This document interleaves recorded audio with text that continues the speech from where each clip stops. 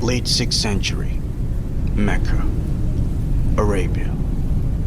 Just beside the city, on an open field, some boys have gathered in the afternoon. Soon, they started to wrestle each other to find out who is the strongest among them. After several rounds, there remained only two.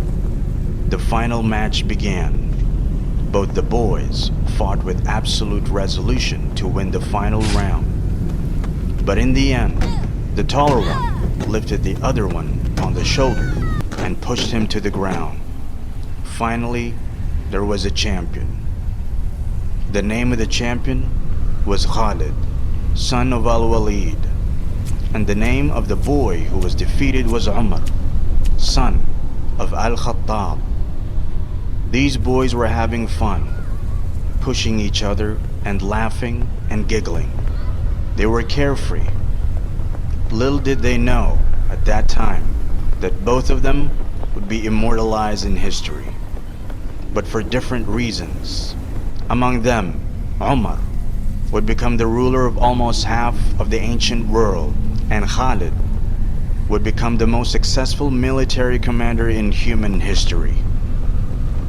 Such was a transformation of life in Mecca in the late 7th century that two boys from a relatively unknown corner of the world would leave their permanent footsteps not only in the history of Arabia, but also in the history of mankind. But for now, as the sun sets down the horizon, the boys go back to the city unaware of the big unfolding of events that is coming towards them. Our story of Khaleed ibn Waleed begins here. Khaleed's father, Al-Waleed, was one of the most important people in Mecca at the time. He was the leader of Bani Makhzum, one of the main sub-tribes of the Bani Quraysh. The Bani Makhzum tribe was responsible for the defense of the city and training of the Qurayshi warriors. Al-Waleed was also one of the richest men of the city.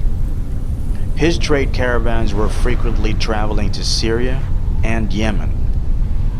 On top of that, he was the official poet of Bani Quraysh. This was a role of great honor at that time. So Al-Waleed had it all: power, wealth, and fame. As a result, Khaleed had a very comfortable and luxurious upbringing compared to other people in Mecca at that time. However, that does not mean that he did not have to participate actively in the society. It was obligatory for all the Makhzumi male to train for warfare and to learn to ride horses. From a very early age, Khaleed started his military training. On top of that, he was really talented in military skills and soon become one of the finest warriors of the whole of Arabia. As he grew up, he also took part in Al-Waleed's trade expeditions and thus visited different parts of Arabia. Life was very smooth for Khaleed in the beginning of the 7th century. He was enjoying his family fortune and was friends with the most powerful people of Quraysh. But from the year 610, the Meccan society started to change, and the cause of that was the coming of divine revelations of the Prophet Muhammad sallallahu alaihi wasallam. At first, the day-to-day life was continuing as if nothing had changed. But after some time, the followers of Prophet sallallahu alaihi wasallam, who started to identify themselves as Muslims, started to grow in number and in strength. The chiefs of different Meccan sub-tribes, including Khaleed's father, Al-Waleed, became fearful that this growth of Muslims under Prophet sallallahu alaihi wasallam would reduce their absolute power over the Meccan society. So they started to work actively against the spreading of Islam. Soon the Muslims were being tortured, humiliated, and isolated from society. At this point, Khaleed was not much bothered about the emergence of Islam, although his father Al-Waleed and his cousin Amr bin Hisham would later be known as Abu Jahl. led the Quraysh against the Muslims.